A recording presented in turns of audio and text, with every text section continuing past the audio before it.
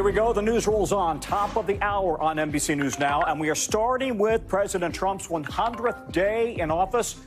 Kind of looking a lot like the last 99. The president going toe-to-toe today with Amazon.com, as multiple polls are showing Americans are unhappy with how he's handling a long list of issues, especially on the economy. We're going to break it all down with our team standing by outside his 100 Days rally in Michigan. Also in the hour, a friend of the Boston police officer allegedly killed by his girlfriend is speaking out today in court why she says Karen Reed was, in her words, all over the place. And then we'll take you down under, where an Australian woman is accused of poisoning her in-laws with mushrooms, how she served up the alleged crime. Plus, why prosecutors in the UK are now calling a pro hockey player's death just a freak accident. They're not charging a man whose skate killed him. We'll have that coming up. And then check this out. A Florida man at his finest. Why this man decided to go toe-to-toe, literally, he's barefoot there, with a gator. Yeah, you don't want to miss that. That's later in the newscast. Good day. I am Tom Costello in for Hallie. And tonight, President Trump plans to celebrate unleashing economic greatness. His words as he lashes out at one of the world's richest men.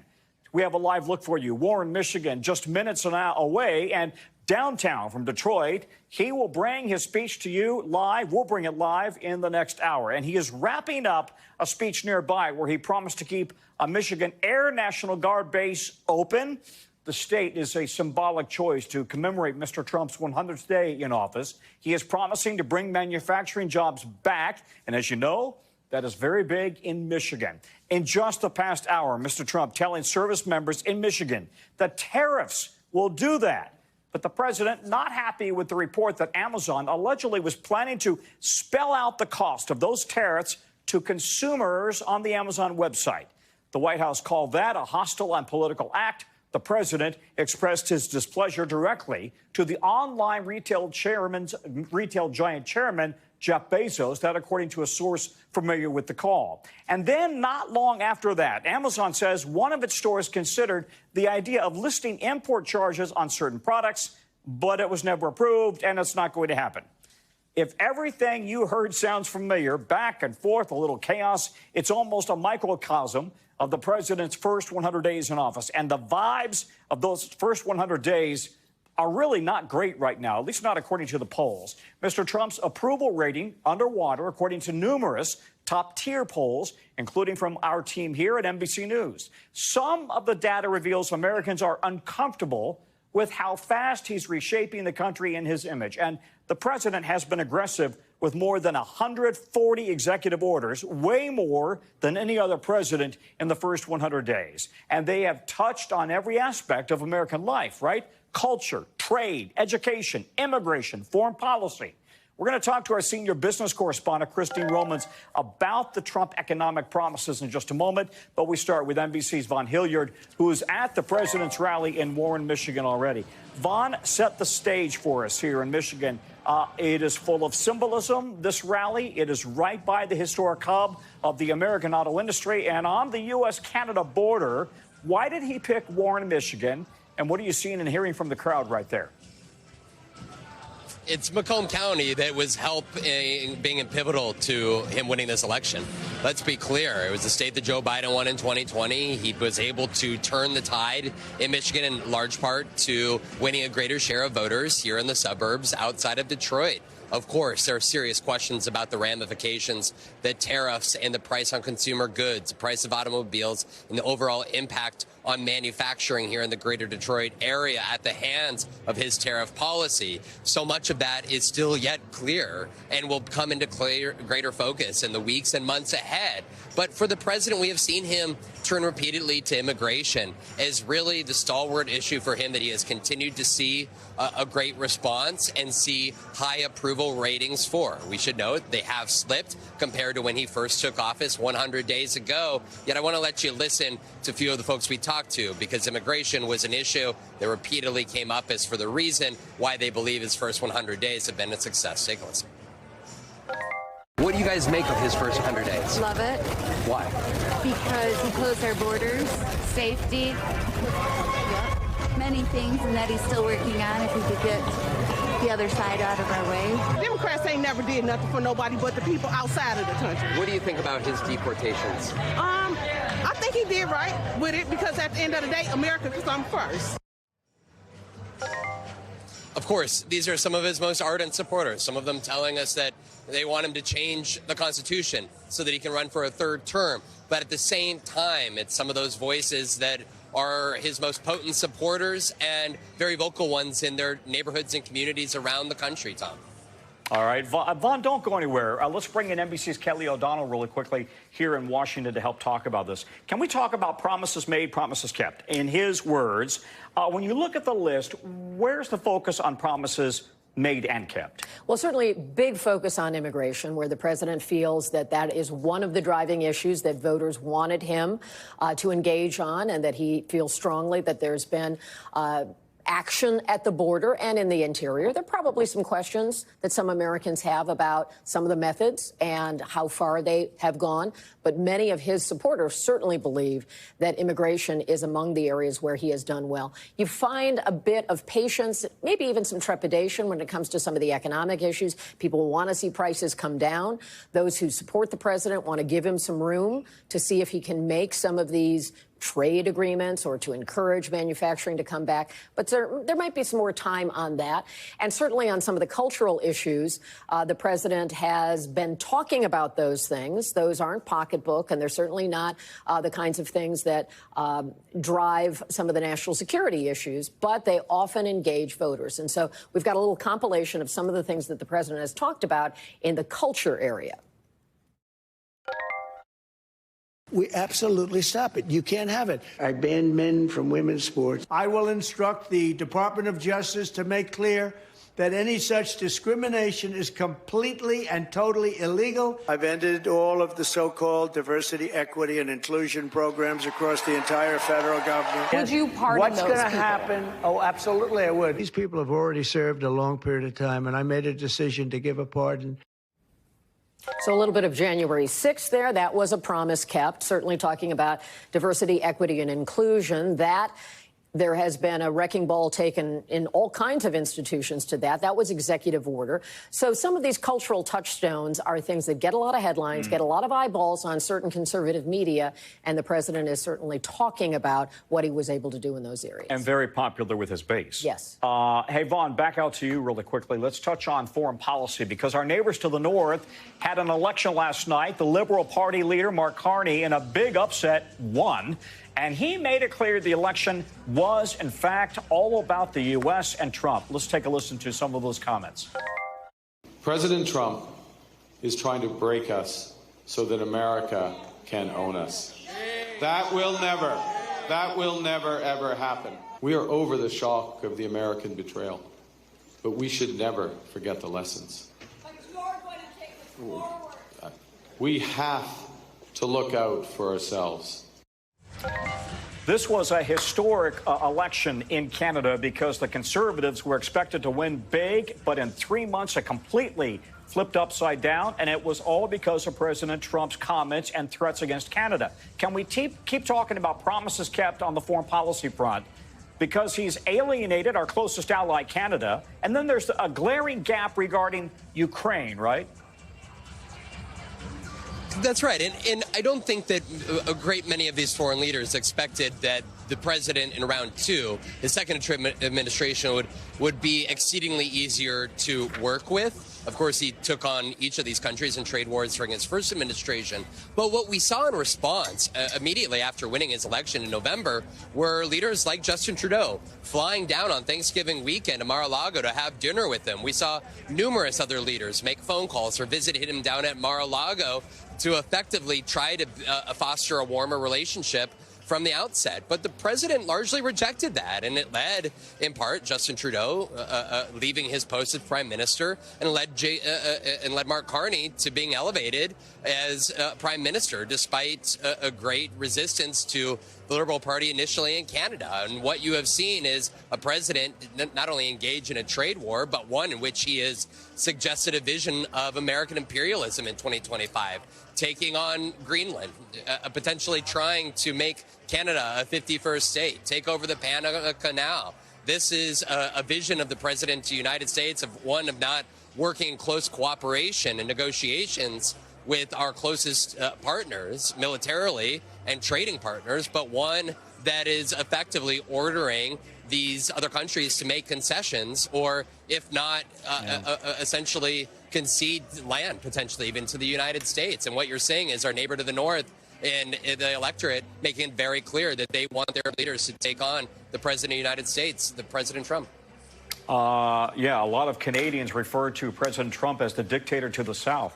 Let's bring back Kelly. Can we talk about the economy here? Because you've also got the president here appearing to kind of walk back parts of the auto tariff policy. And I got to say, I've read what he said today and what the White House has said about auto tariffs. It's head spinning. It's hard to understand what exactly they're talking about. It is confusing. What I think we can say is the president is trying to be responsive to concerns he has heard from the automakers who have talked to him about supply chain issues, have talked to him about how their products are finished in the United States, but have these pipelines of parts that are essential. And could there be relief? They're willing in some cases to try to plus up manufacturing here, but it doesn't happen overnight. Right. So the president says he is flexible. That's where we hear that word. And so kind of the deal maker comes out. So the 25% tariff that we've heard a lot about would be sort of a 1-2 punch over 2 years, kind of an incremental approach so that there would be, as he says, a little bit of a break for these manufacturers. Clearly, it's responding to the president's concern about what would happen to the auto industry and not wanting to thwart what he ultimately says he wants, which is more manufacturing in the country. So I'm with you. It's not clear. A lot of what we've talked about with the tariffs has been hard to follow. But I think the big picture is he is, again, making an adjustment to try to respond to the real world conditions. His approach in bargaining seems to be come out of the gate and immediately go for the jugular. Yes. In everything, yes. Right? And then incrementally back off. And those who have the greatest access to the president based on their sector or their personal relationships or their product seem to get in the door and can make some of these deals at the same time that there's all the international conversation going on. So for the American automakers, they've had a seat at the table. Kelly O'Donnell, thank you very much. Thanks, Tom. We also want to talk here about the economy with Christine Romans, our NBC News senior business correspondent. And Christine, can you pick it up there? Will this change on the auto tariff policy really lower the costs all that much for consumers? Am I going to pay less for the new car that I have to buy for my wife as soon as next month? Well, that's three of us now here at this table who are trying to figure out exactly what this walk back means on the auto tariffs. It's really not very clear, but Kelly's absolutely right. This is in response to big concerns. I mean, a senior Commerce Department official telling reporters today that they didn't realize that even little tariffs would slow down hiring and investment in the United States. And so that's the response to that. What does it mean for car prices? Well, car prices right now have not been rising, and that's because there's a lot of inventory on the lots. And in fact, from retailers to car makers to all kinds of businesses, they have been front-loaded. They have been buying stuff like crazy over the past 3 months. In fact, you're going to see that tomorrow in tomorrow's GDP report. You're going to see gargantuan imports that could tip the economy to actually be shrinking because these companies have been buying up so many inventories to get ahead of this. So right now, prices aren't rising, but there is universal feeling that they will in coming weeks. Okay, so let's now go to the big macro picture on the economy, because that's a promise that he made and he has kept, right? Here's what the president has said about tariffs. We'll give you the pre-comments before they actually went into effect. We will put a 100% tariff on every single car coming across the Mexican border. They've got to pay tariffs. They've got to pay a price for that. Tariffs are about making America rich again. This is something that we have to do. So again, that's a promise that was made and has been kept. He may be backstepping a little bit there, but give us a sense now of where we're going with this going forward. Well, it's interesting because even the people who agree with tariffs, and there are not very many of them, tariffs are universally disliked by economists, but people who want tariffs on these other countries would have done it in a different way, many of them say. They would have had them layered in very gradually, or they would have had them targeted specifically to different product categories. And that's that's not what the president did. As you pointed out, he goes for the jugular, and that has caused an awful lot of uncertainty about the disruption these tariffs might have. So he has made a promise, he has kept that promise, and now we have to see what the results in the next 100 days will be of that promise, because there has been quite a bit of disruption, not only by just the tariff regime in general, but also the on-again, off-again nature of it. You know this. Businesses need certainty. And if you just look at what's happening with these big public companies right now, they're throwing their outlooks out the window, just basically like it was back in COVID, when they couldn't say with any certainty what it's going to be like in 6 months or what kind of operating environment they're going to have. That's not a great place to be in. Or they offer two sets of guidance. It could be this or it could be that. I mean, listen, you and I have covered business news for long. I've never seen that before, right? We'll give you scenario A and scenario B. Okay. You pick. Christine, thank you very much. We'll check back with you. With President Trump hitting the 100-day mark comes a lot of comparisons, of course, with how Americans are viewing Mr. Trump compared to his predecessors, and also in this first term. So how do the president's approval ratings stack up? We've got NBC's Steve Kornacki over at the big board to help us answer that question. Looking at Trump here 100 days in here, this is the average of all the polls you've been seeing out there the last couple of days. His approval rating sitting at 43%, 54% disapproval of the president's job performance. Now, there's two ways to look at this, and I'm going to show you this number, 43% 100 days in, compared to other modern presidents 100 days into their terms. And you can see this Trump number at 43%. It doesn't stack up well with all other modern presidents, but it actually is the same as Donald Trump the last time around. 100 days into his first term, Trump's average approval 43%. 100 days into his second term, it's the exact same, 43%. So again, if you're Trump and you're Republicans and you look at these numbers, you may take a little bit of solace in saying, hey, we've been here before. This was kind of the story of Trump's entire first term. His average approval rating never dipped below 38. It was never above 47. This was in his first term. And here it's sitting at 43% right now. The question is, does that 43% go down? Does it go down significantly? That would really certainly be much more worrying for Republicans and for the White House. Take a look at this. This is worrying, too, when you see your number among independents, specifically job approval at just 31% right there. Again, Trump did much better than 31% with independents in last November's presidential election. But again, in that first term, his numbers with independents weren't far off what you're seeing right here. How about from an issue standpoint? And we see a bit of a division right here. Trump's handling of these different issues. This a difference from his first term in that inflation, the cost of living. Look, his worst marks are right there, 37% job approval on inflation. Pocketbook issues, the economy, those were Trump's best numbers the last time around. They're now his worst. Not doing much better, Trump is, when it comes to tariffs and trade. He is doing better when it comes to border and immigration. That's where he's put up his strongest marks so far this term. Another difference, we say, between the last time around and this time around, the opposition party. In Trump's first term, the Democratic Party had better poll numbers consistently than the Republican Party. This time, it's the reverse. Look at this. Favorable, unfavorable view of the two parties. Neither one's that popular. But the Republicans, 44-55, they are doing better than the Democrats, 40-59. The Democrats almost 20 points underwater. So for Trump and Republicans, maybe that's the thing they want to hang their hat on, try to hang their hat on here at least. It's the possibility that while Trump's numbers aren't great, the opposition party may not be in as strong a position as it was during the first Trump presidency.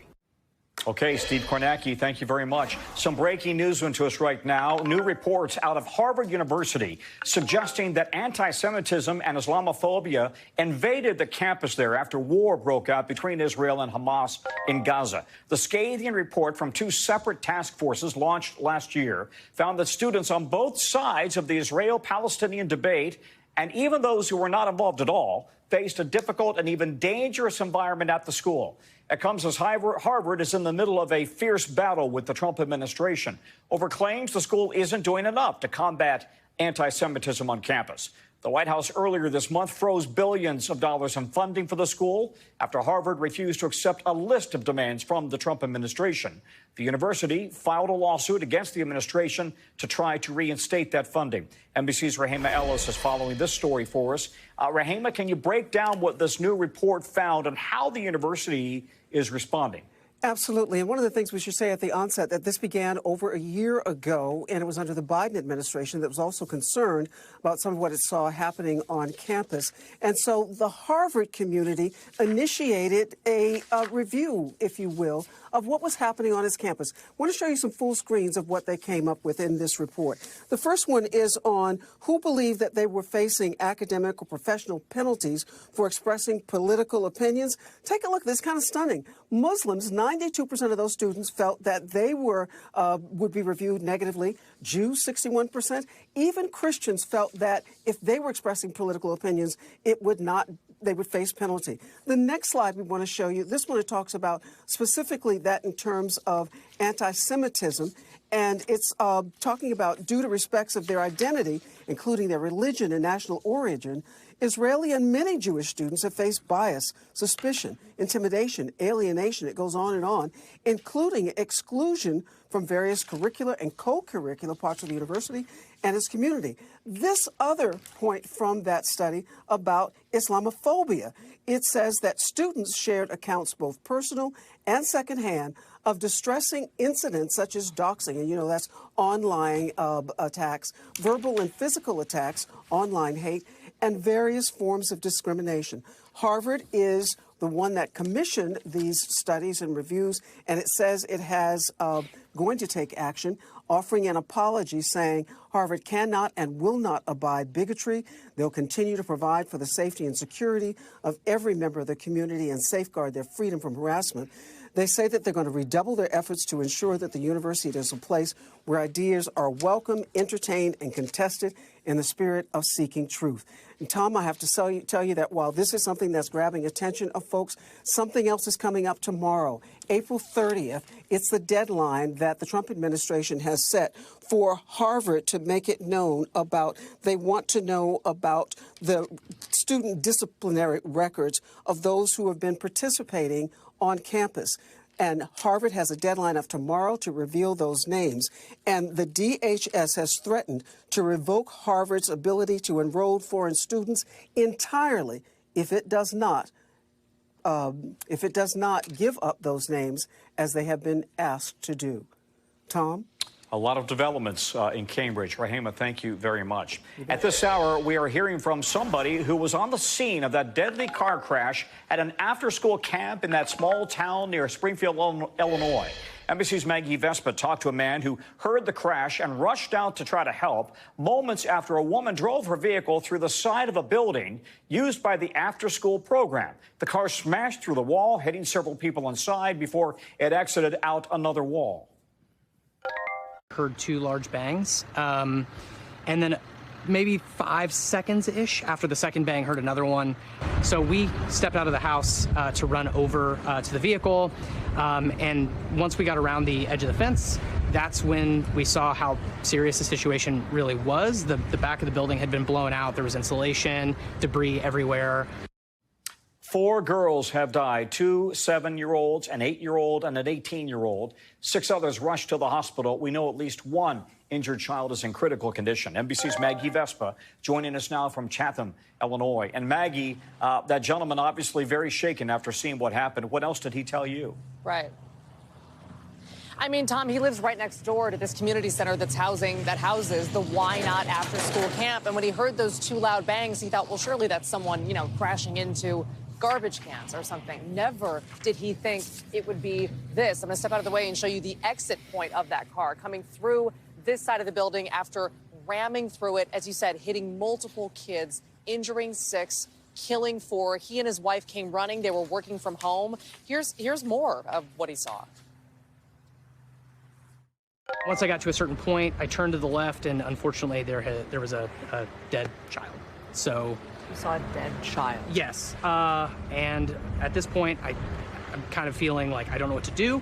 At that point is when police ambulances, firefighters, everybody started showing up. I mean, within 10 minutes, they had the roads blocked, and everything was like, just first responders were here. And Tom, you heard the frankness with which he said that, coming around the corner and, in his words, seeing a dead child. I mean, it caught our entire team off guard. It obviously caught him and his wife off guard. He said she started to cry, immediately had to go back inside. This entire community is just obviously in shock, and they're all in mourning, and they're all wanting more answers. Quickly, an update from police. They're naming the driver, 44-year-old Marianne Akers, saying she lives in the area. At this point, they say she's not in custody. In other words, she hasn't, as far as they've told us, been criminally charged with anything. They told us they do not believe this was, in their words, a targeted attack, and that they're waiting on toxicology results tied to Akers, telling us that for some reason she left the road, drove through a field, and crashed into this after-school camp. So, Tom, to say this is senseless already, I mean, it's just people here are just struggling to understand the unimaginable. And right now they're just waiting for answers. That why did this happen? And that information coming out bit by bit. But still at this point, almost 24 hours later, more than 24 hours later, we don't have that answer yet, Tom. Yeah. Maggie Vespa, thank you very much.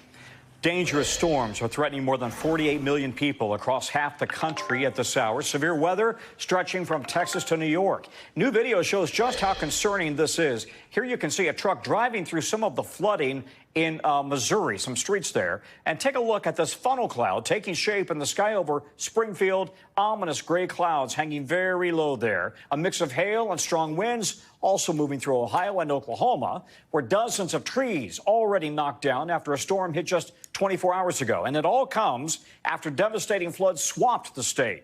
We have Bill Karen standing by with the forecast. But first, NBC's George Solis is in Oklahoma City. George, you know, there's a reason that that area is known as Tornado Alley, right? And the folks there know how to prepare.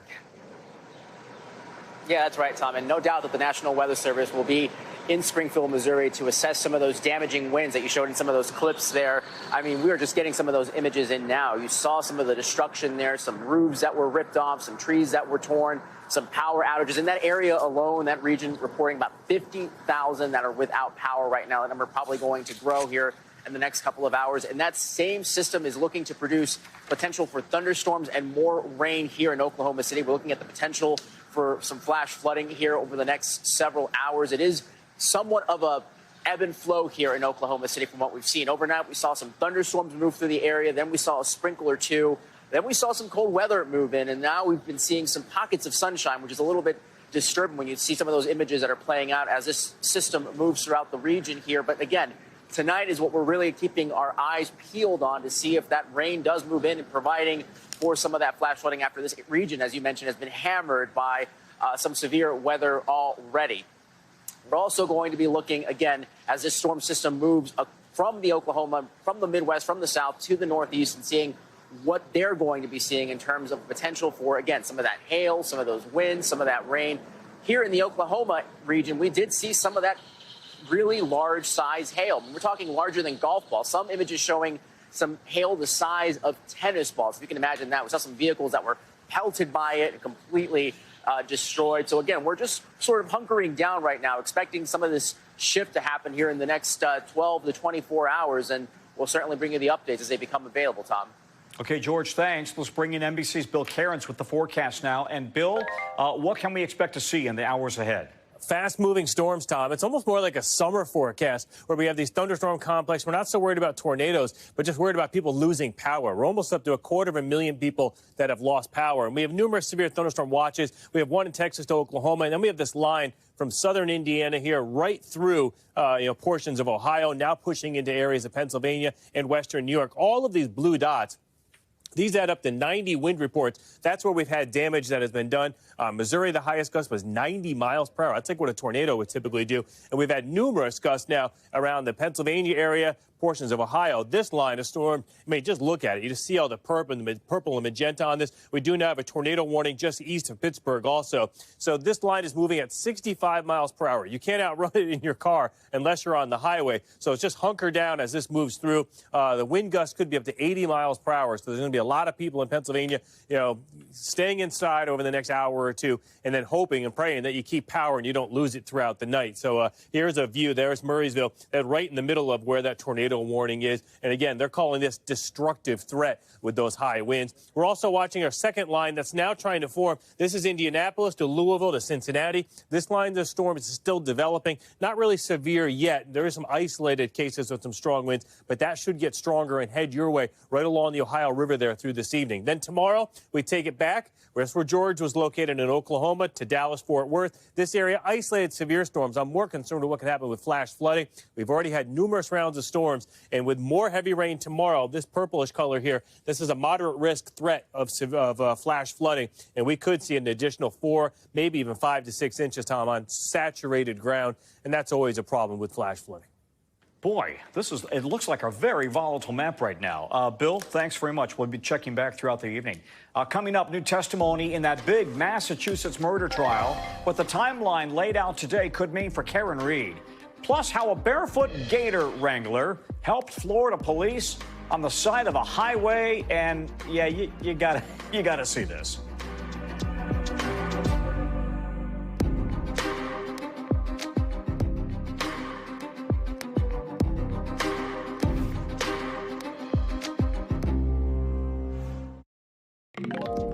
Back now with key testimony in a Massachusetts courtroom from the friend of the Boston police officer allegedly killed by his girlfriend, Karen Reed, on a cold January night back in 2022. The friend says Karen Reed was, quote, hysterical when she realized her boyfriend had not come home the night before. She started saying, could I have hit him? Did I hit him? And then she just was just all over the place, like screaming my name, screaming so many different things. She was hard to follow or understand. Well, Karen Reed was in court earlier, and there she is. Trial just wrapped up for the day in the last few hours. Reed is on trial again for allegedly killing her boyfriend, Officer John O'Keefe. Prosecutors say Reed drunkenly backed into O'Keefe with her SUV and left him for dead in blizzard-like conditions. Reed's lawyers say she's being framed. NBC legal analyst Danny Savalos is joining us now. So, Danny, Jennifer McCabe, O'Keefe's friend, also testified in Reed's first trial, and her testimony was some of the most intense in that trial, right? How significant was the timeline that she laid out today? Very significant. It's consistent with the prosecution's theory. That's why she's pretty much front and center going towards the beginning of this trial. And what's particularly key is she describes being at a party. It was celebratory. There were no fights. No one was in any arguments. They were waiting for O'Keefe and Karen to show up. They never arrived. He never walked in. And if the jury finds her credible, that's going to be difficult for the defense to counter or suggest that there was some fight that happened in the house or that he was attacked by a dog. And again, it all comes down to credibility. But there is plenty more evidence still to come.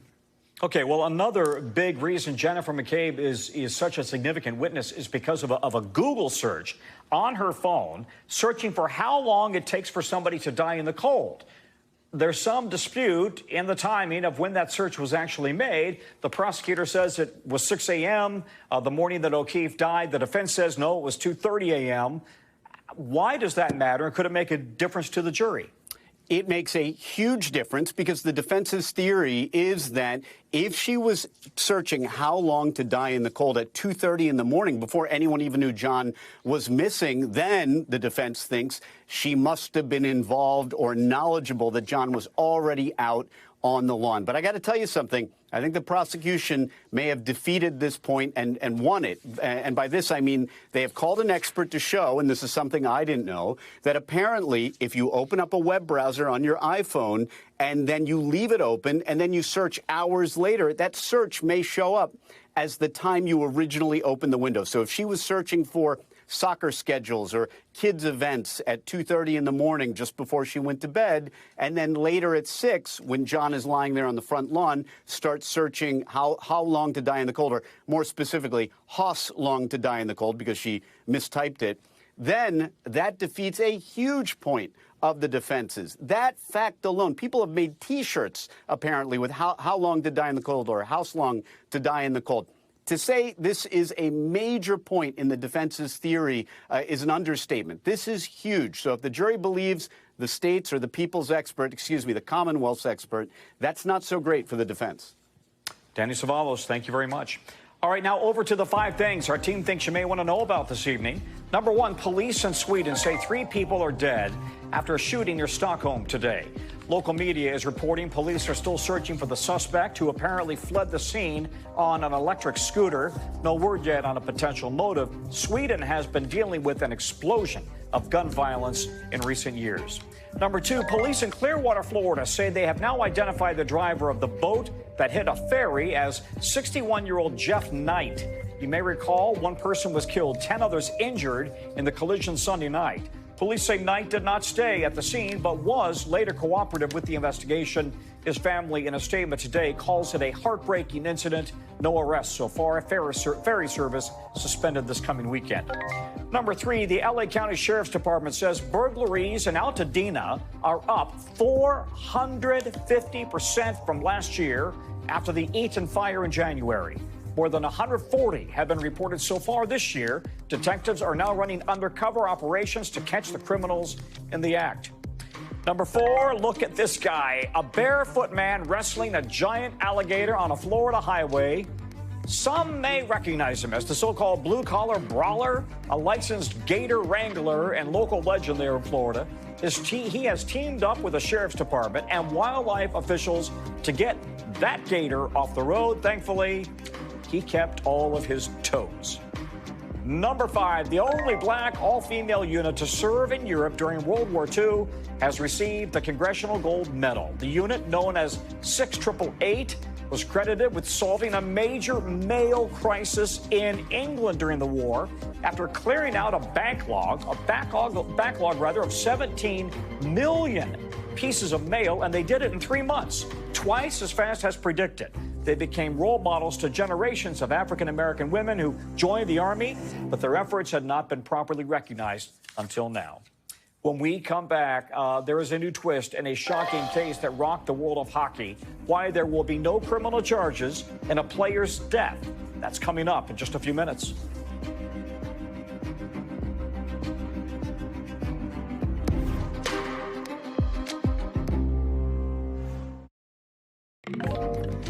British prosecutors say they will not charge a pro hockey player in connection with a freak accident that led to the death of another player. We told you about this when it happened during a match in Britain's top hockey league back in 2023. And we're going to show you what happened here.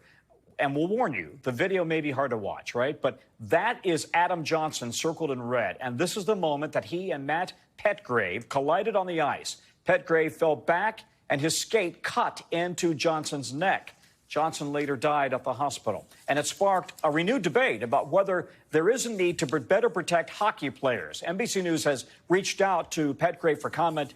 No word back yet. NBC's Jesse Kirsch is following the story for us. And Jesse, Petgrave has been arrested on suspicion of manslaughter, but now the UK, the prosecutors say there will not be any charges. The charges are not realistic, right? What was the rationale behind the prosecutor's decision? Yeah, Tom, like with so many other cases, bottom line, prosecutors say they don't think they could convict in this matter. We have part of a statement we want to show you from prosecutors in the United Kingdom, and they're saying that following a thorough police investigation and a comprehensive review of all the evidence by the CPS, we have concluded that there is not a realistic prospect of conviction for any criminal offense. And so, of course, that doesn't outright absolve anyone of any wrongdoing. That's not to say that they, at the same time, they are not accusing someone further of anything here, but they're saying that they don't think that they could get a conviction in this matter. So that just speaks to the amount of evidence that's out there as much as anything, Tom. Well, then 2 questions for you. Number 1, was there real suspicion that he did it intentionally, or all along was it believed this was just an accident? And secondarily, what about the push now to provide more neck protection for hockey players? Well, as far as the push for more protection goes, Tom, this is something that's been an ongoing dialogue and a debate in this sport. We've seen at multiple levels, and we have a reference for some of the organizations that have implemented changes and requiring neck laceration protection for their players. But what you're not seeing there is the NHL, the National Hockey League. That is, of course, the pro league here in the U.S. It's massive following, massive audiences. Change has not come at that level at this point. And part of what gets talked about in that conversation is habit, tradition, what people are used to in the sport. But I'll remind people, Tom, who may not be familiar with hockey, may not be fans, there was a time way back when everyone didn't have to wear a helmet. So change does come. The question is, will we see this kind of change for that league in this sport, Tom? You've got all your teeth. I don't think you play hockey, Jesse. Clearly, you got the message from the control room. Jesse Kirsch, thanks very much. NBC News covers hundreds of stories each day, and because it's tough to read, to watch, to listen to everything, our bureau teams have selected some highlights. So this is what they tell us is going down in the regions, and we call this the local. From our Midwest Bureau, students at a high school in Iowa say multiple male classmates created fake nude images of female students using AI. It all blew up at a school board meeting this week, with a lot of people saying the district has not done enough since the pictures first surfaced over a month ago. The district says it is looking into it and will probe policy changes, proposed policy changes. The police department also investigating. From our Southern Bureau, Florida is set to become the second state to ban fluoride in public water after the bill passed in the State House today. Supporters claim fluoride doesn't actually improve water quality, and removing it could save local governments money. Critics, though, say a lot of people rely on it for dental health. From our Western Bureau, a commercial fisherman says he caught this furry sea creature in Oregon. Now, it's called a Chinese mitten crab, and wildlife officials say it's kind of a big deal. It is the first ever confirmed sighting of one of these in the Pacific Northwest. Biologists are now checking to see if there are other mitten crabs in the water. Coming up, the small town case that's made worldwide headlines. What we know about the start of a mushroom murder trial in Australia.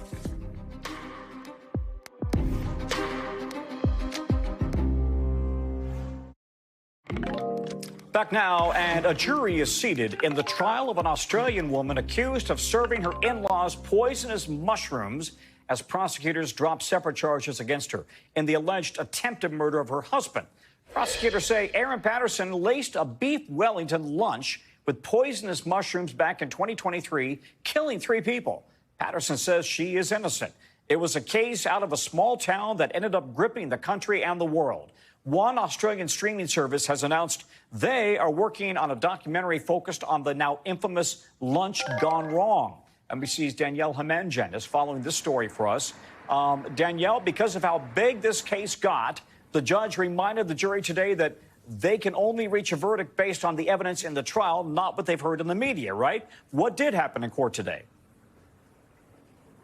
Yeah, that's exactly right, Tom. Back in July 2023, Erin Patterson hosted a family get-together. 4 people came over that day, among them her ex-husband's parents, as well as the mother-in-law's sister and her husband, a Baptist pastor, who ultimately became the only survivor of that meal after weeks in hospital being treated. The other 3 died within days. On the menu, as you mentioned, Tom, beef Wellington, which contained mushrooms, according to the prosecutors, poisonous mushrooms. And today, Patterson now faces 4 charges, 3 of attempted murder and 1 of murder, and 1 of attempted murder. She's always maintained her innocence. She's pleaded not guilty.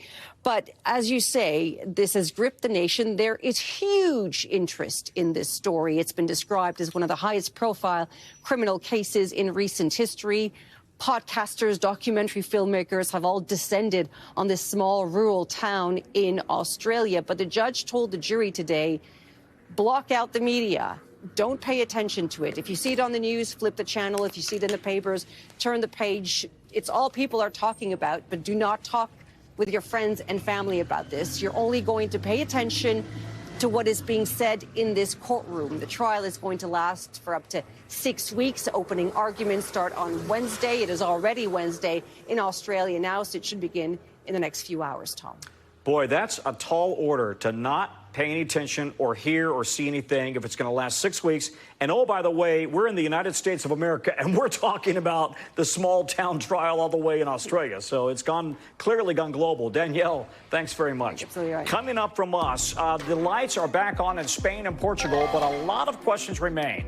How do those lights go out in the first place? We're going to be live in Madrid with what's being done, what's being blamed for the power problems. Coming up next.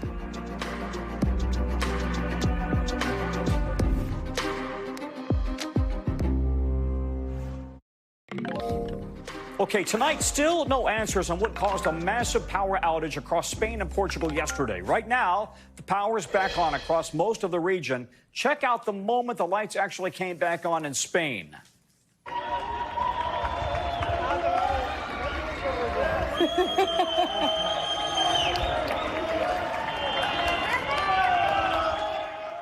Okay, so the question is, what happened? The power grid operator there has ruled out a cyber attack, but now there's a bit of finger-pointing going on, with Portugal blaming Spain, Spain passing the buck to France. NBC's Raf Sanchez joins me now from Madrid. All right, this is a coincidence, but I was literally supposed to have a conference call yesterday with a guy in Spain, and seconds before it started, he lost all connectivity, lost all lights.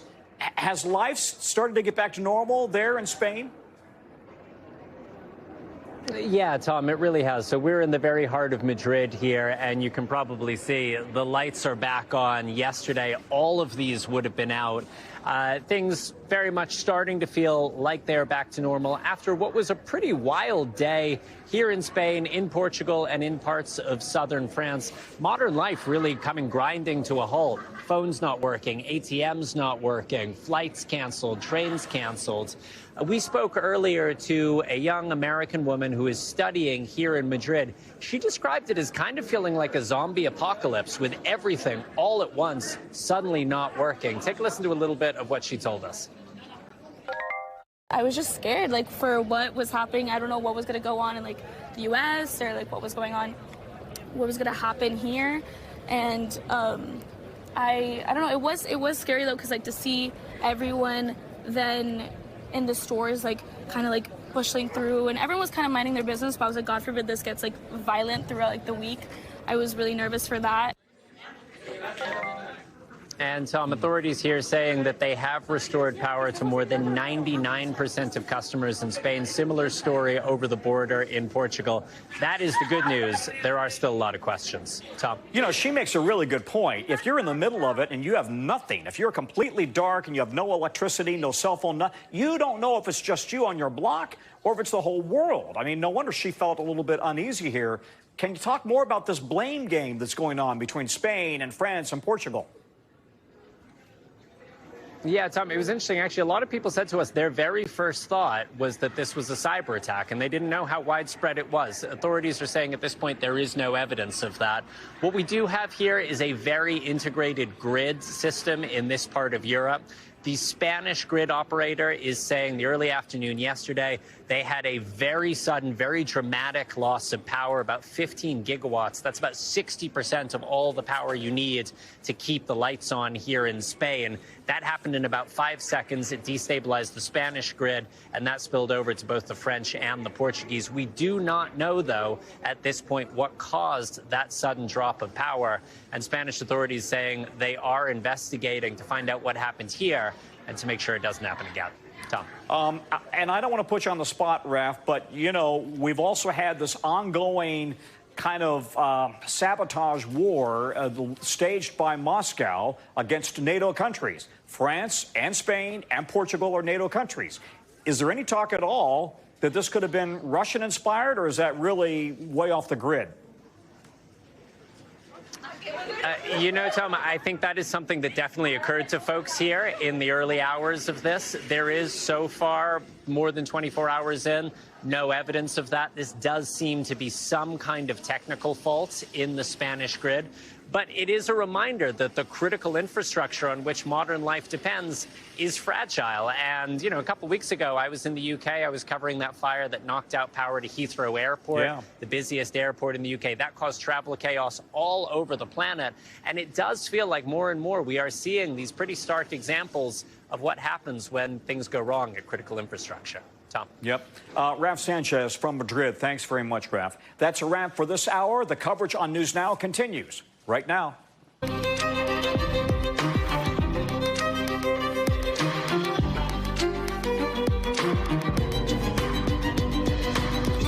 It is the top of the hour, and we begin right now with breaking news. I'm Tom Costello in for Hallie, and in the next few minutes, President Trump will celebrate unleashing economic greatness. His words as he lashes out at one of the world's richest men, Jeff Bezos.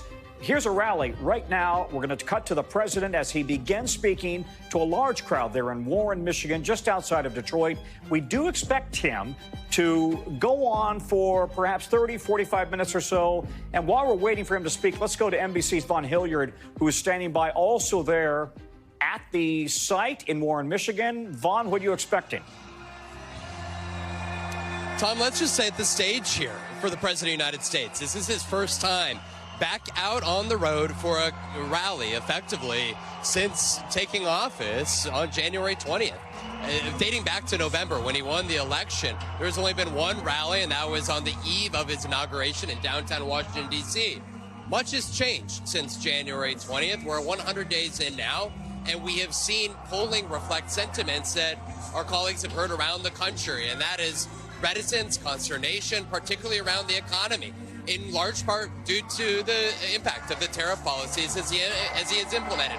We talked to numerous supporters of his, folks that are unduly faithful to him here, but at the same time have expressed concern, noting that the markets, their retirement accounts have gone down, yet they have faith that the president will turn the economy back around, and that his willingness and desire to take on some of our largest trading partners, including even our partners to the north and south of us, but also China with 145% tariffs, will be worth it in the long run. We also, though, have heard that his mass deportation efforts, some of which have been held up by the courts, to note, have been met largely, perhaps not a majority of the country, but a great share of Americans have stood behind it. There are serious questions about the due process of some individuals who have been deported. Recent polling has shown that about a third of Americans are supportive of the administration, in some cases bypassing individuals going before an immigration judge. But of course, he has also fallen short on several of his international foreign policy promises. He promised to end the Russia-Ukraine war in 24 hours. That has not happened. And now that his administration is threatening to pull out of those talks entirely. But here, this is a state that helped win him this election and bring him back into the White House, Tom. Okay, Vaughn, thank you. Let's listen in to the president.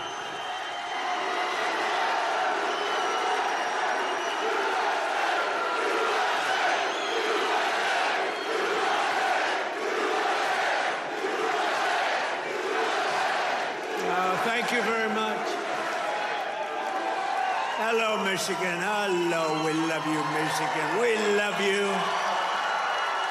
We just had the biggest victory in Michigan. They said, sir, it's going to be hard. Well, we won it twice.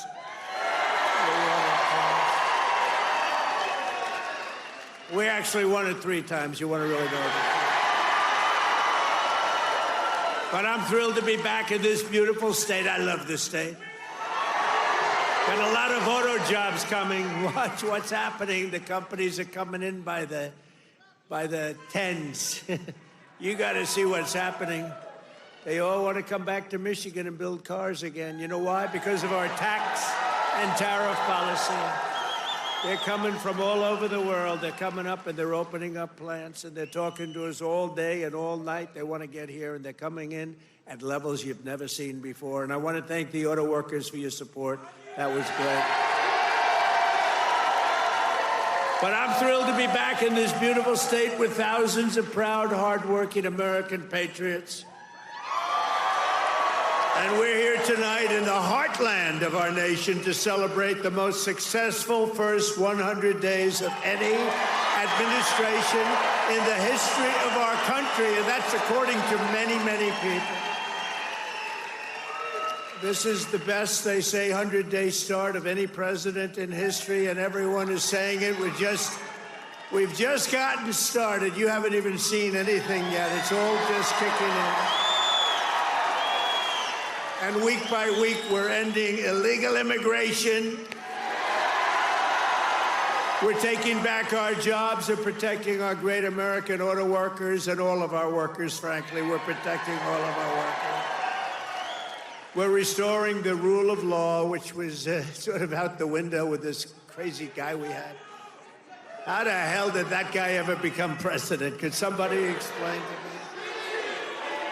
How the hell did that happen? There's my friend, Blacks for Trump. I like that guy. He follows me. He follows me. We love you. Your whole group has been so supportive over the years. I want to thank you. Everyone thinks I pay you a fortune. I don't know. I don't even know who the hell he is. I just like him. It's true. Thank you very much. Thank all of the fellas. Thank them all. But we're ending the inflation nightmare, the worst that we've had probably in the history of our country, getting woke lunacy and transgender insanity the hell out of our government. We're stopping the indoctrination of our children, slashing billions and billions of dollars of waste, fraud, and abuse. And above all, we're saving the American dream. We're making America great again, and it's happening fast, too. What the world has witnessed in the past 14 weeks is a revolution of common sense. That's all it is, really. We're conservative. You're conservative, you're liberal, whatever the hell. You know what it's all about? It's about common sense when you think about it. We're for common sense. We like strong borders. We like good education. We like low interest rates. We like being able to buy a beautiful car. And now deduct the interest on the loan. That's never happened before. We want a strong military. We want low taxes. You know, the Democrats, they campaign on, we will raise your taxes. It's the first time. You know, I haven't been doing this that long, actually, compared to a lot of people. They've been doing it for a long time. They say, you became president. I can't get out of Congress, or some of them can't even get into Congress. But, you know, I haven't been doing it that long, but all my life I've been watching. And I've never heard people campaigning that they're going to raise taxes. It's always been, we will reduce your taxes, Democrat, Republican. Now they go, we're going to raise your taxes.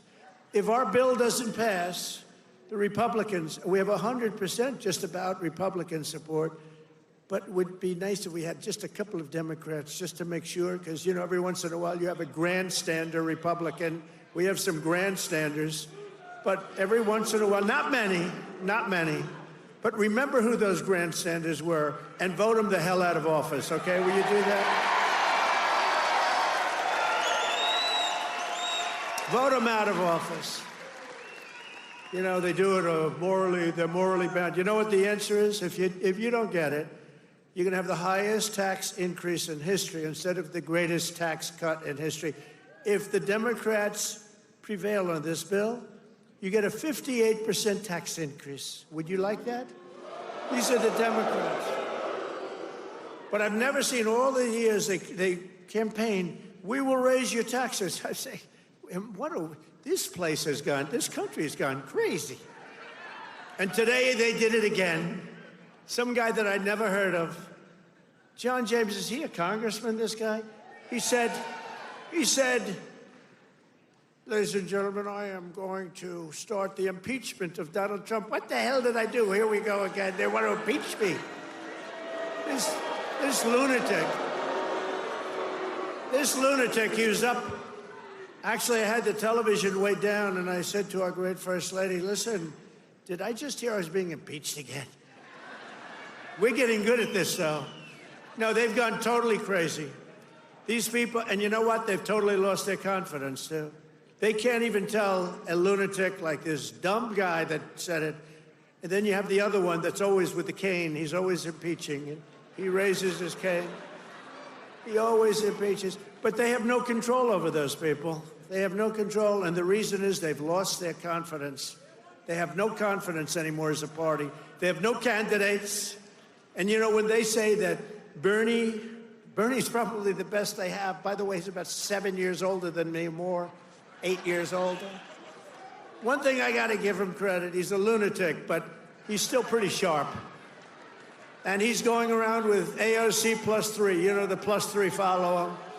They hang on for little bits. They hang on for nuggets. And they get crowds. They say, oh, our crowds are so much bigger than their crowds. Their crowds are small. If I ever had a crowd like their biggest crowd, they'd say it's over for Trump. He's lost the magic. But this is great, and all the people outside, we love you. We put screens up. We're taking back our country from a sick political class that got rich selling America out and bleeding America dry. We don't let that happen anymore. And we had 4 great years. We had the greatest economy in the history of our country. The stock market went up 88%. We did great. And we're going to do better now, because now we learned a little bit. After years of leaders who sent your money to defend the borders of distant foreign nations, that's what we did. We'd fight for other nations, but not for ourselves. You finally have a president who is defending our borders and our nation.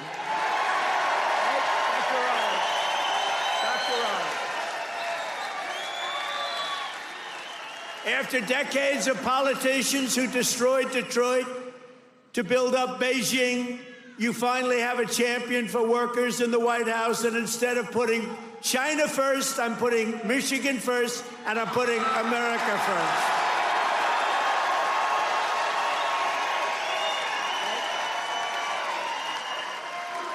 After a lifetime of unelected bureaucrats stealing your paychecks, attacking your values, and trampling your freedoms, we are stopping their gravy train, ending their power trip, and telling thousands of corrupt, incompetent, and unnecessary deep state bureaucrats, you're fired. Get the hell out of here. You're fired. Get out of here.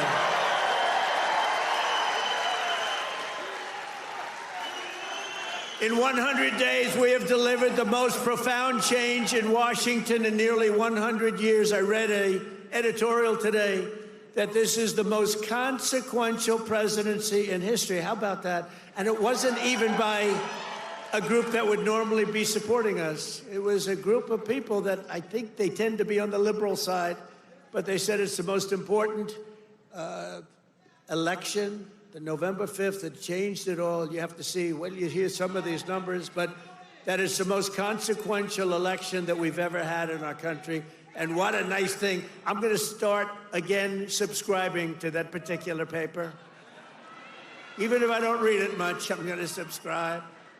But it was a very nice compliment, especially from them. They know who I'm talking about. We're ushering out the long reign of special interests and the radical left lunatics, and we're ushering in the golden age of America. That's what we have.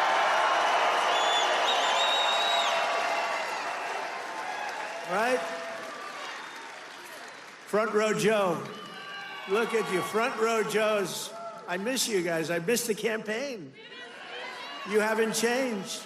You've lost a couple of pounds. Oh, he's probably getting to one of those jabbers.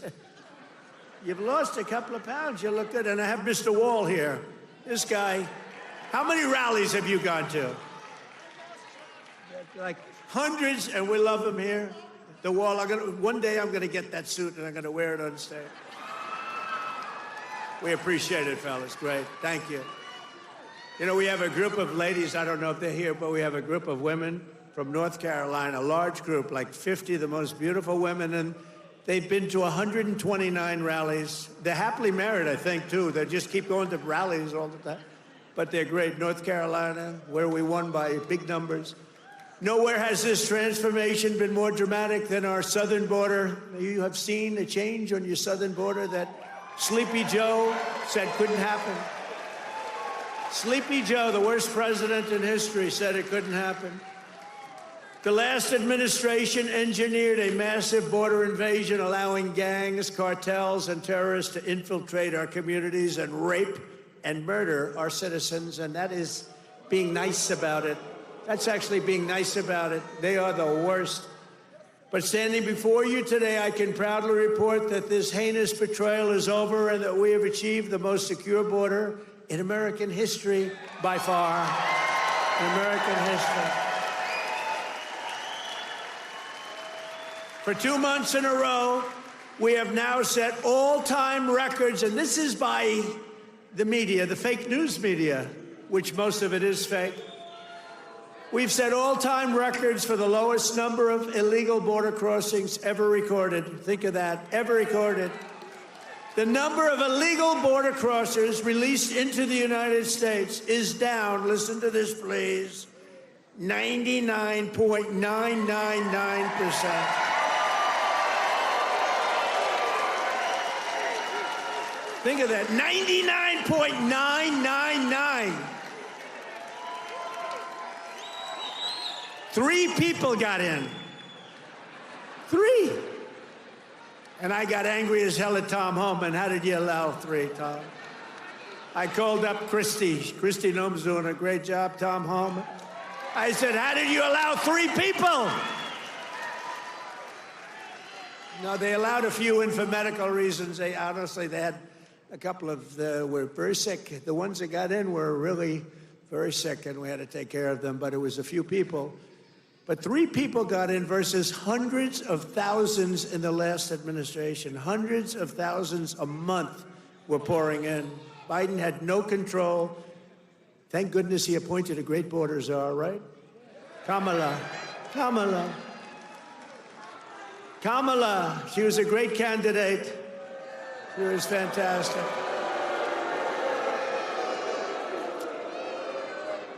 Joe Biden was down 35 points. The debate was not a good one for him. He said, if I didn't debate, I could have gone all the way. He was down 35 points, and they decided to replace him. Nothing ever happens like what happens to me. It never happens to anybody else. I had to beat 2 candidates, so he's down. This is like you're in a fight. Dana White, the UFC, you're in a fight, and you're just beating the guy so badly, and they say, oh, let's put in another fighter. That's what happened. And I knew nothing about her. She was vice president, but nobody knew a damn thing about her. She had nothing to do with the border, even though she was appointed border czar. The great people, all of the great people, Paul and all of the Border Patrol people, they never spoke to her. They never heard about her. For 4 years, she never called. But there's never been such a difference in anything as the difference between the border today and the border what it was just 6 months ago. So I want to say congratulations, America. It's about time. If we had not won the 2024 election, oh, does that sound good, right? We won the 24, all that work. The radical left Democrats would right now be importing the next 10 million invaders and giving amnesty to 30 or 40 million illegals, many of them criminals, many of them frankly, murderers and people of crime at the absolute highest level. Real bad people. It would only be a matter of years or months until America itself became a failed third world nation. That was happening to us. We were going to be a third world nation. I'll tell you what, if these guys won, if this group of radical lunatics, and by the way, Biden, we find out that whoever operated the auto pen was the real president, and Biden knew nothing about it. He had a group of radical left guys who were very smart, and a woman, a particular woman. Very, very smart people. These are not stupid people. These are sick people, but they're not stupid people. And they were very smart. What they're best at is cheating at election. They cheat on elections. That's their single greatest trait. They cheat like hell. And let me tell you, they tried to cheat on this election, but we made it too big to rig. Remember? Too big to rig. They tried. I watched those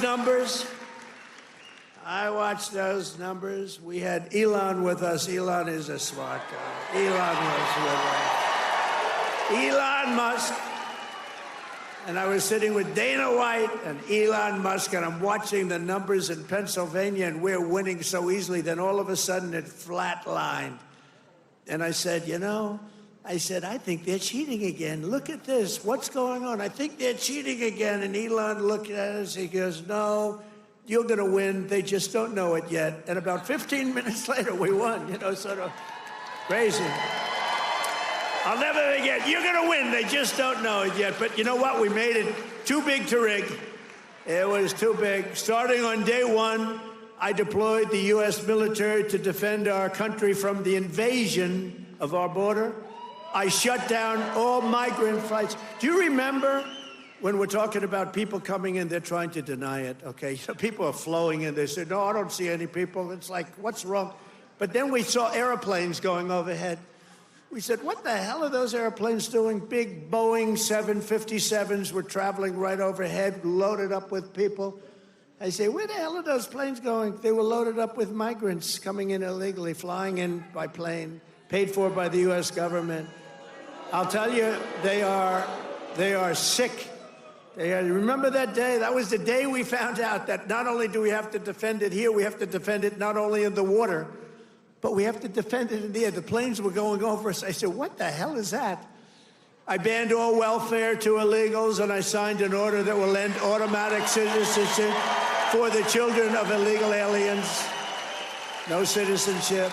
For years, Joe Biden and the media told us that stopping the flood of illegal immigration was absolutely impossible. He said it was impossible. He didn't know what the hell anybody was talking about. He said it was impossible, that the president had no power to stop what was needed in the form of legislation. He needed legislation. He had no power to get it. But it turned out that all we needed was a new president.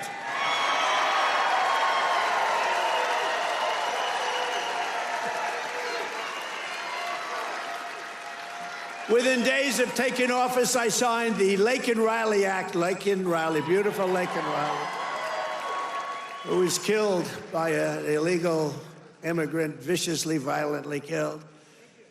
But I signed the Laken Riley Act to facilitate the expulsion of dangerous criminal aliens, and when necessary, we had to put them in jail. We couldn't take a chance that they'd come back in again. In recent weeks, ICE, who are great, these people are great, has arrested dozens of child rapists, along with murderers, kidnappers, drug traffickers, and thieves, and frankly, people from mental institutions. We've designated 6 murderous Mexican drug cartels as foreign terrorist organizations. We have also designated 2 bloodthirsty transnational gangs, MS-13 and Trendiaragua, TDA. They've been designated the highest level of terrorists, and that lets us do a lot of things that you wouldn't be able to do. We got to get them out of here before they kill more people. They've killed plenty. My administration has increased arrests of known and suspected terrorists by 655%. Is that okay? We tried to get it higher. We tried to get it higher, but the courts are giving us a hard time. Can you believe? You know, I won on the basis of, I think the number one thing was on illegal immigration, the border, the people pouring across our border that are from all over the world. They're unbelievably bad, in many cases, unbelievably bad people. I think that was the number one thing. And now the courts are trying to say that, you know, that doesn't matter. I don't think it's going to be allowed to stand. Democrats have vowed mass invasion and mass migration. We are delivering mass deportation, and it's happening very fast. And the worst of the worst are being sent to a no-nonsense prison in El Salvador. Why don't you watch this? Watch this. Take a look.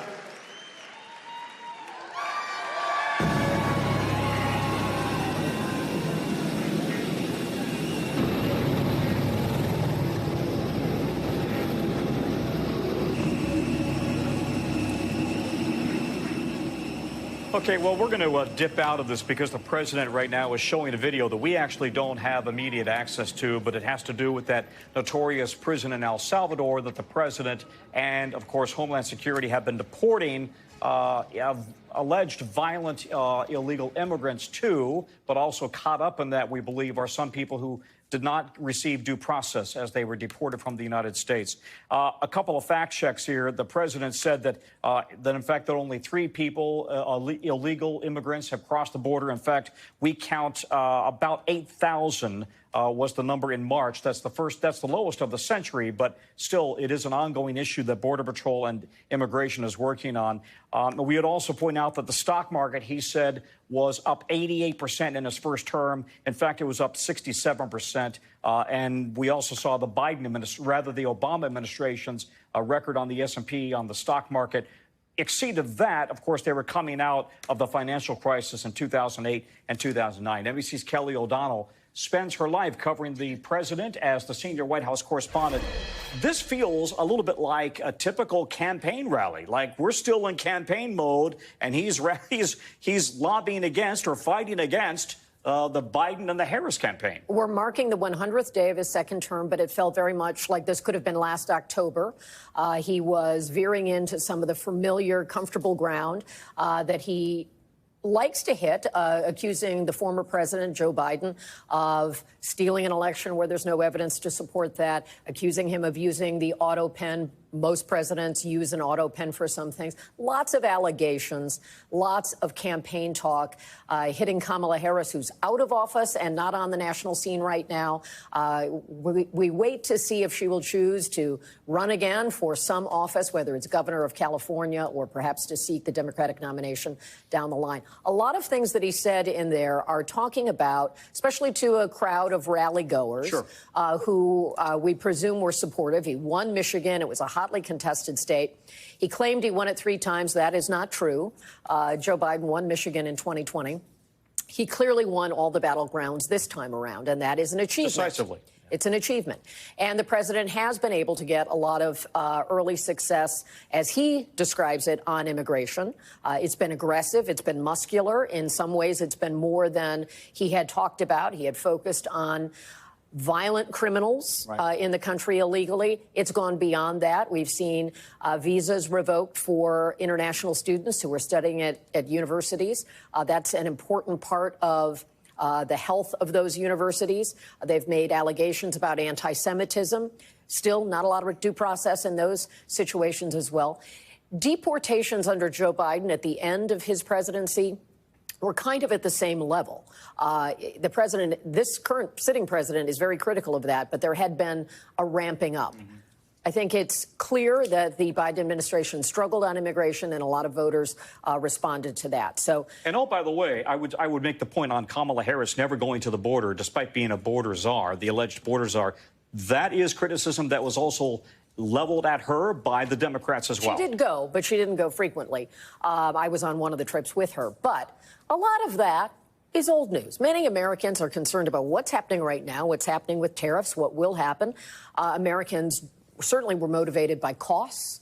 And under Joe Biden, internationally, inflation rose all around the world after COVID, coming out of COVID. There was an infusion of spending by the federal government to try to support businesses and individuals. That did raise prices. Supply chain constraints. All of those things. Inflation is way down again. It was down during President Biden's end of his time. So there are plenty of facts President Trump could be talking about. He does tend to continue to be in that campaign mode and do some some of his sort of hype style on things that gets away from the facts. This is his 100th day. There are things that he can point to that he's accomplished. Not much in the way of legislation yet. Very active in executive orders that address a number of the things that he did talk about, where he talks about some of the cultural issues. Certainly, he was very hard on federal workers in this, saying that they want to reduce the size of government. There are federal workers in all 50 states, and certainly in the states that he won,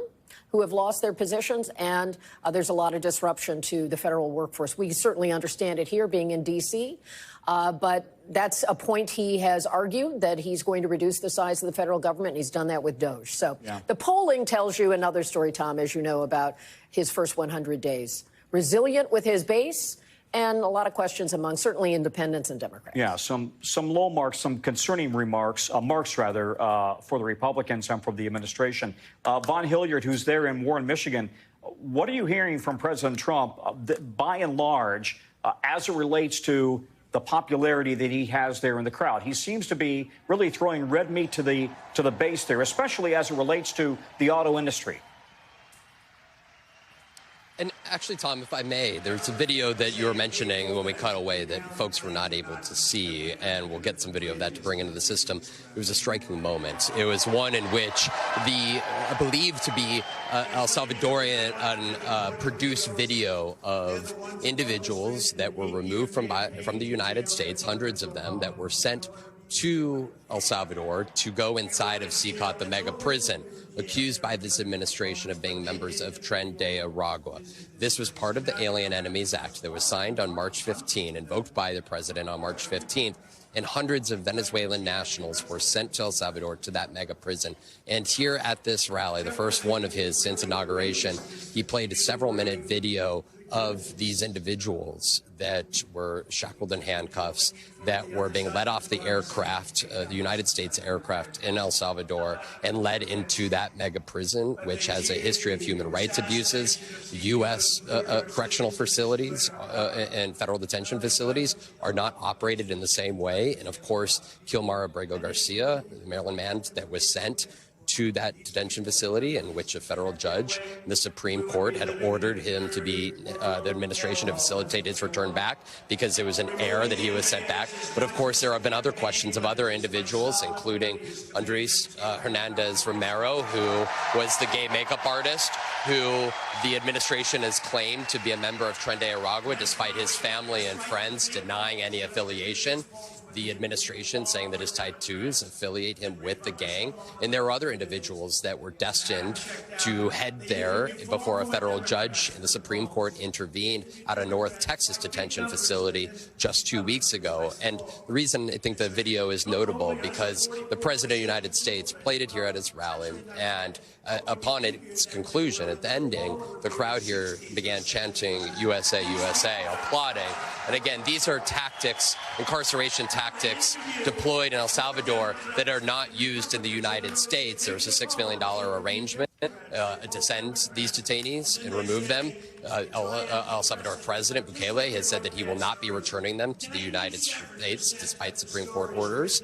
And so there are serious questions here about the intentions of this administration moving forward. But clearly the President of the United States celebrating this type of incarceration, and the crowd here celebrating the deportations as he promises to continue what he has heralded as a mass deportation program. Well, and you rightly point out, despite the fact that the Supreme Court has ruled that they need to have due process, and so far there doesn't seem to be a lot on the administration's side to get that done, right? And we don't know what the plan is for how long these individuals will be detained at this prison. The $6 million payment that Vaughn talked about was for a one-year contract where the U.S. government, so on behalf of all taxpayers, is paying the Bukele government to house them. But we don't know what happens to them later. Many of them have no criminal convictions in either country. They may have been in violation of immigration laws, but again, without due process, we don't know all the details there. So that's a big question about the human rights aspects of this.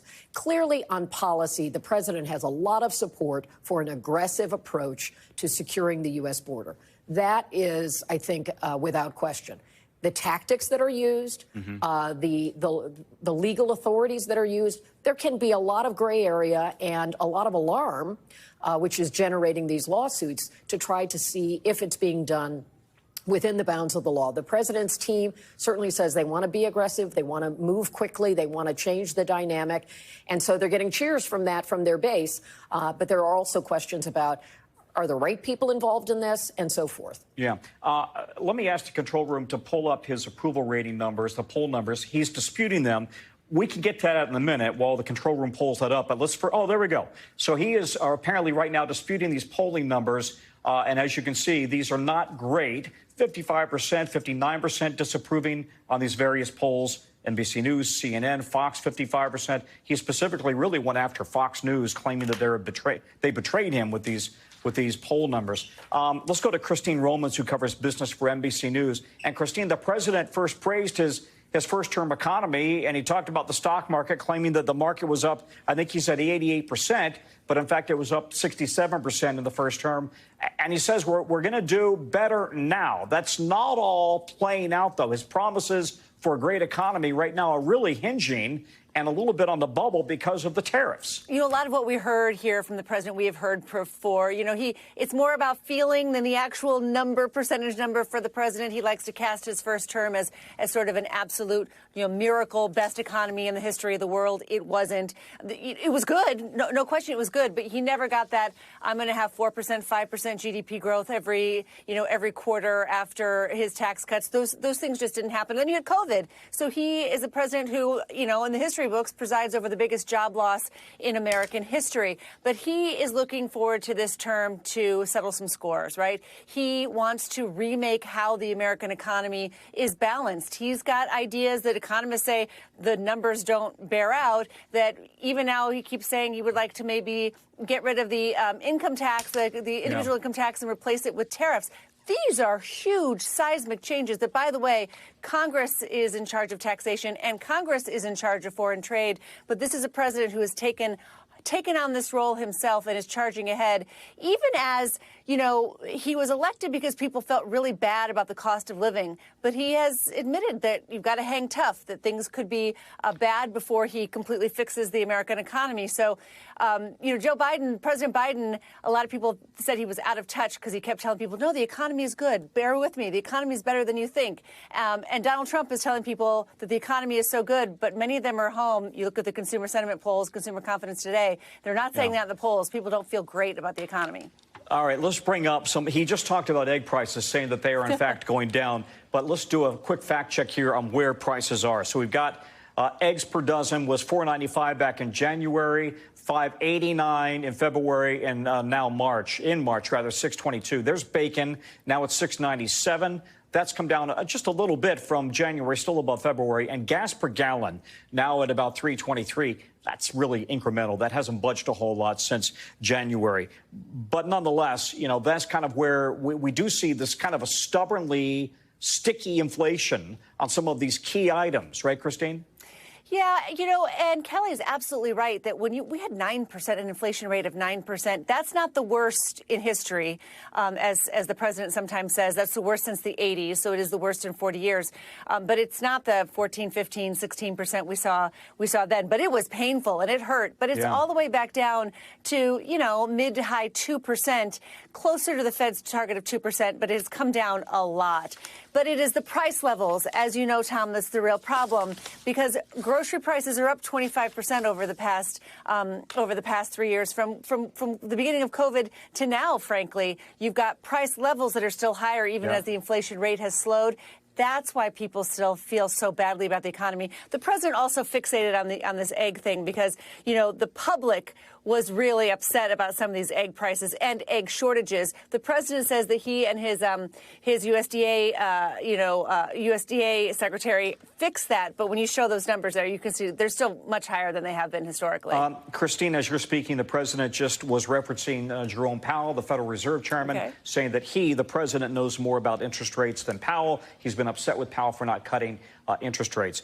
Kelly, you and I were sitting here and were struck by some of his attacks on the Dems, claiming the Democrats were campaigning on a promise to raise your taxes.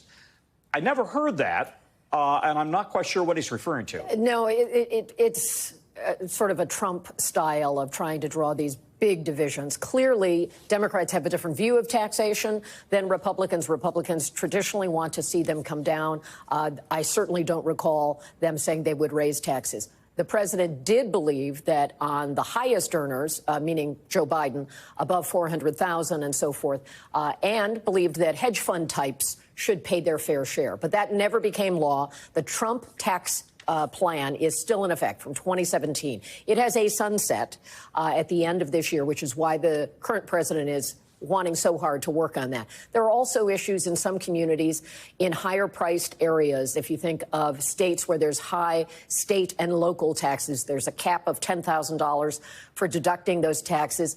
In many communities, people are paying more than that, and they'd like to see the ability to deduct that. That's one of the fights. California, yes, New York, New Jersey. Yes, yeah. California.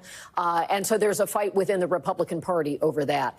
And certainly when it comes to Jerome Powell as the chairman of the Federal Reserve, chosen by Donald Trump, has a term that goes through next year, and that is an independent agency. He's in charge of monetary policy. By law. And people who can whisper to the president have said to him, attacks on Powell create uncertainty in the dollar. And that is a much bigger issue. So he will push some of that rhetoric at times, but has also said he's not going to fire him. He doesn't intend to fire him.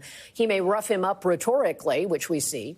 And Jerome Powell is trying to manage interest rates coming out of the COVID period, coming out of this inflation period that Christine was talking about, and with the uncertainty of tariffs, where today the Treasury Secretary said strategic uncertainty is part of President Trump's plan. That is not what Jerome Powell would like, presuming that markets want certainty. So on so many of these issues that matter to people, and the notion of prices coming down, we both know that you might get a flattening of prices, a reduction in the rate of growth. But the idea that the grocery prices Christine talked about of a 3-year high rolling back, pretty highly unlikely. Well, although I would make the point, egg prices largely were impacted by the bird flu. So as supply increases, as bird flu is eradicated, hopefully they can go down. And listen, I've covered gas prices forever. Yes. And they always, it's global, it's flow. Global markets. It's usually not set by any president of any party. And so, anyway, Vaughn Hilliard out there, and Warren, thank you. Kelly O'Donnell, of course. Good to be with you. Thank you very much, Christine Romans. Thank you all for your expertise. We will be right back, continuing coverage right now on News Now. We have some late developing news today. New reports out from Harvard University suggesting that anti-Semitism and Islamophobia invaded the campus during the war, when the war broke out between Israel and Hamas in Gaza. The scathing report from 2 separate task forces launched last year found that students on both sides of the Israeli-Palestinian debate, and even those who were not involved at all, they faced a difficult and even dangerous environment at Harvard. It comes as the school is in the middle of a fierce battle with the Trump administration over claims the school is not doing enough to combat anti-Semitism on campus. The White House earlier this month froze billions of dollars in funding for the school after Harvard refused to accept a list of demands from the Trump administration. The university filed a lawsuit against the administration to try to reinstate that funding. NBC's Rahema Ellis is following this for us. Rahema, can you break down what this new report found and how the university is responding? Absolutely. And one of the things we should say at the onset that this began over a year ago, and it was under the Biden administration that was also concerned about some of what it saw happening on campus. And so the Harvard community initiated a review, if you will, of what was happening on its campus. I want to show you some full screens of what they came up with in this report. The first one is on who believed that they were facing academic or professional penalties for expressing political opinions. Take a look. This is kind of stunning. Muslims, 92% of those students felt that they were would be reviewed negatively. Jews, 61%. Even Christians felt that if they were expressing political opinions, it would not. They would face penalty. The next slide we want to show you, this one it talks about specifically that in terms of anti-Semitism, and it's talking about due to respects of their identity, including their religion and national origin, Israeli and many Jewish students have faced bias, suspicion, intimidation, alienation, it goes on, including exclusion from various curricular and co-curricular parts of the university and its community. This other point from that study about Islamophobia, it says that students shared accounts, both personal and secondhand, of distressing incidents such as doxing, and you know that's online attacks, verbal and physical attacks, online hate, and various forms of discrimination. Harvard is the one that commissioned these studies and reviews, and it says it has going to take action, offering an apology saying Harvard cannot and will not abide bigotry. They'll continue to provide for the safety and security of every member of the community and safeguard their freedom from harassment. They say that they're going to redouble their efforts to ensure that the university is a place where ideas are welcome, entertained, and contested, in the spirit of seeking truth. And Tom, I have to tell you that while this is something that's grabbing attention of folks, something else is coming up tomorrow. April 30th, it's the deadline that the Trump administration has set for Harvard to make it known about, they want to know about the student disciplinary records of those who have been participating on campus. And Harvard has a deadline of tomorrow to reveal those names. And the DHS has threatened to revoke Harvard's ability to enroll foreign students entirely if it does not give up those names as they have been asked to do. Tom? A lot of developments in Cambridge. Rahima, thank you very much.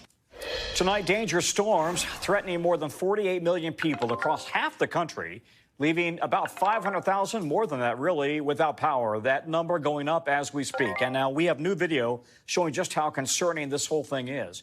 Look at the weather here, and a truck driving through some of the flooding in Missouri, where ominous gray clouds have been hanging low there. Winds expected to pick up, oh my gosh, to 75 miles per hour? Take a look at a funnel cloud taking shape in the sky over Springfield. NBC's Bill Cairns joins me now. Bill, you know, in the last hour, you said 80-mile-per-hour winds possible in Pennsylvania. And I thought, did I hear you right? And then we got 75-mile-per-hour winds in Missouri. Yeah, and Tom, an hour ago, we were talking about those storms right over the top of Pittsburgh, and the airport there had a 71-mile-per-hour wind gust. That's just the airport. And right now, we have over 200,000 people in Allegheny County, which is where the metro PA area is. And, they were hit hard. A lot of trees down and a lot of cleanup ongoing, and likely those power, restoration will go right through the night. So we're talking about one big complex of thunderstorms over southern Indiana, western Kentucky. This one is the one that's causing all the problems in Pennsylvania. And then our friends in Texas and Oklahoma, we still got scattered storms we're dealing with there. But let's focus on the one that's caused the most problems, with over about 350,000 people without power in Ohio and Pennsylvania. So these blue dots show you where wind damage reports have come in. So watch that line of thunderstorms that is rolled from all the way from the Indiana-Ohio border now into central Pennsylvania, and wind damage all along the path of those storms. So here's a closer view of it. It just roared through Altoona. Now it's going to get close here to State College. We're hoping that it starts the weekend. Still, when you see the magenta on here, that's where we still have a chance for getting winds up to 70 miles per hour, and there still is severe thunderstorm warnings, and they're calling this a considerable threat. So it's weakened slightly, but there's still going to be probably more people losing power for a while. And then as we go down to Cincinnati and also Louisville, numerous strong storms for you in the next hour or two. Tom, we'll do this again tomorrow, but we're going to focus more on flash flooding and also more wind damage, this time in Texas and Oklahoma. Okay, bottom line, people need to watch the skies tonight. Bill, thank you very much. Tonight, we are hearing from somebody who was on the scene of that deadly car crash at an after-school camp in the small town near Springfield, Illinois. NBC's Maggie Vespa talked to a man who heard the crash, then rushed out to help moments after a woman drove her vehicle through the side of a building used by the after-school program. The car smashed through the wall, hitting several people inside before it exited out another wall. Heard two large bangs, and then maybe 5 seconds-ish after the second bang, heard another one. So we stepped out of the house to run over to the vehicle, and once we got around the edge of the fence, that's when we saw how serious the situation really was. The back of the building had been blown out. There was insulation, debris everywhere. Well, this is heartbreaking. 4 girls have died, 2 7-year-olds, an 8-year-old, and an 18-year-old. 6 others rushed to the hospital, and we understand at least 1 injured child is in critical condition. NBC's Maggie Vespa joins us now. And Maggie, that gentleman obviously very shaken after seeing what happened. What else did he tell you? Right. I mean, Tom, he lives right next door to this community center that houses the Why Not After School Camp. And when he heard those 2 loud bangs, he thought, well, surely that's someone, crashing into garbage cans or something. Never did he think it would be this. I'm going to step out of the way and show you the exit point of that car coming through this side of the building after ramming through it, as you said, hitting multiple kids, injuring 6, killing 4. He and his wife came running. They were working from home. Here's more of what he saw. Once I got to a certain point, I turned to the left, and unfortunately, there was a dead child. So you saw a dead child? Yes. And at this point, I'm kind of feeling like I don't know what to do. At that point is when police, ambulances, firefighters, everybody started showing up. I mean, within 10 minutes, they had the roads blocked, and everything was like just first responders were here. And Tom, you heard the frankness with which he said that, coming around the corner and, in his words, seeing a dead child. I mean, it caught our entire team off guard. It obviously caught him and his wife off guard. He said she started to cry, immediately had to go back inside. This entire community is just obviously in shock, and they're all in mourning, and they're all wanting more answers. Quickly, an update from police. They're naming the driver, 44-year-old Marianne Akers, saying she lives in the area. At this point, they say she's not in custody. In other words, she hasn't, as far as they've told us, been criminally charged with anything. They told us they do not believe this was, in their words, a targeted attack, and that they're waiting on toxicology results tied to Akers, telling us that for some reason she left the road, drove through a field, and crashed into this after-school camp. So, Tom, to say this is senseless already, I mean, it's just people here are just struggling to understand the unimaginable. And right now they're just waiting for answers. That why did this happen? And that information coming out bit by bit. But still at this point, almost 24 hours later, more than 24 hours later, we don't have that answer yet, Tom. Yeah. Maggie Vespa, thank you very much. Over now to the 5 things our team thinks you may want to know about this evening. Number 1, police in Sweden say 3 people are dead after a shooting near Stockholm today. Why does this matter? Well, here's why. Local media is reporting police are still searching for the suspect who apparently fled the scene on an electric scooter. We don't have a word on a potential motive, but Sweden has been dealing with an explosion of gun violence among the worst in Europe in recent years. Number 2, police in Clearwater, Florida say they have now identified the driver of the boat that hit a ferry, as the driver being 61-year-old Jeff Knight. Now, you may recall 1 person was killed, 10 others injured in the collision Sunday night. Police say Knight did not stay at the scene, but he was later cooperative with the investigators. His family, in a statement today, calls it a heartbreaking incident. No arrests so far. Ferry service suspended for the weekend. Number 3, the L.A. Sheriff's Department says burglaries in Altadena are up, listen to this, up 450% from last year after the Eaton fire in January.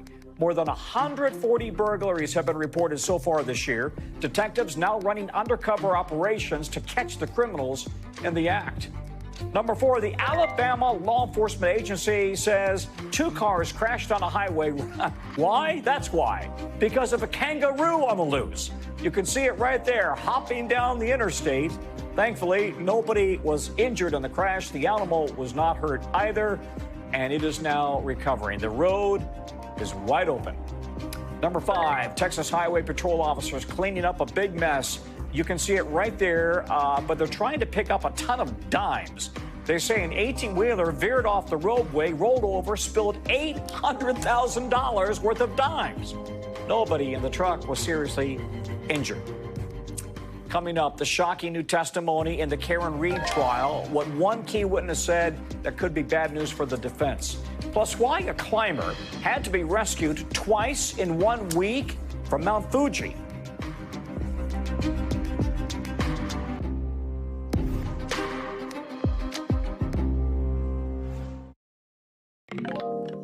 You know, we're busy here. NBC News covers hundreds of international stories every day, and it's awfully tough to read, watch, listen to everything. So our bureau teams around the world have selected some highlights. Here's what they're looking at, and we call this the global here at NBC News. In China, authorities say 22 people died after a fire at a restaurant in the northern part of the country. It's not clear what caused the fire. State media says the restaurant's manager has been placed in police custody as part of the investigation. From Vatican City, a once powerful Italian cardinal is formally withdrawing from the conclave to elect the next pope. Pope Francis made him resign back in 2020 after allegations of financial misconduct. He denied wrongdoing and was eventually sentenced in the Vatican criminal court to 5.5 years in prison. The cardinal is appealing that. The conclave is set to start next Wednesday. From Japan, police say they had to rescue a climber from Mount Fuji twice. He apparently called for help and was airlifted from the peak after he lost the spiky metal pieces that go on his shoes, and that would have helped him walk down on the snow. He went back again, though, to get a cell phone that he dropped. He got altitude sickness, and he was taken down again, this time on a stretcher. It's not at all clear if he left his phone. Emotional testimony in a Massachusetts courtroom from the friend of the Boston police officer allegedly killed by his girlfriend, Karen Reed, on that cold January night back in 2022. The friend is telling the jury about the moment she saw him dead in the snow. I was literally just stunned. I mean, there he was. At first, I just stood there for a minute because I couldn't believe it was him. Karen Reed in court earlier, and by the way, the trial just wrapped up for the day. Reed is on trial again for allegedly killing her boyfriend, Officer John O'Keefe. Prosecutors say Reed drunkenly backed into O'Keefe with her SUV and left him for dead in blizzard-like conditions. Reed's lawyers say she's being framed. NBC legal analyst Danny Savalos is joining us now. And Danny, Jennifer McCabe, O'Keefe's friend, said Reed had mentioned having a cracked tail light, I guess, something that is kind of a big part of the prosecutor's case here. How does the defense need to approach that on cross-examination?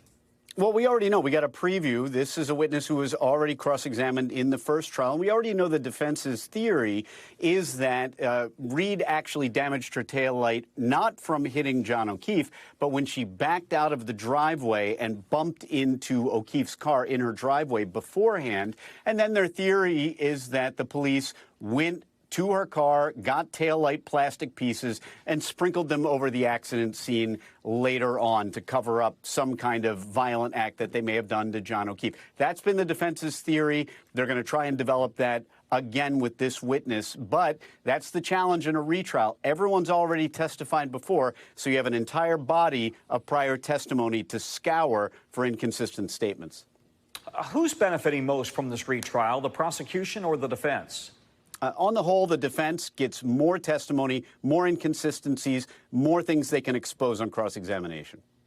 Go over for me one more time, if you don't mind, because you and I talked an hour ago, but let's remind the audience that some of this also has to do with a Google search, right? And that Google search related to how long it takes to die in extreme cold? Yeah.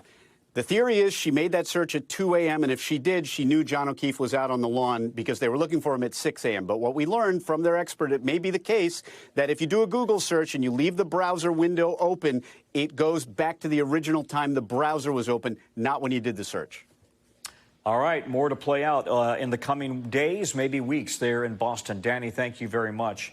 That is a wrap for this hour on NBC News Now. Busy hour, busy 2 hours. We'll continue to follow the news throughout the evening. And, of course, Hallie is going to be on NBC back tomorrow, by the way, and then on NBC Nightly News Sunday. This is NBC News Now, continuing coverage resuming now. Thanks for watching. Stay updated about breaking news and top stories on the NBC News app or follow us on social media.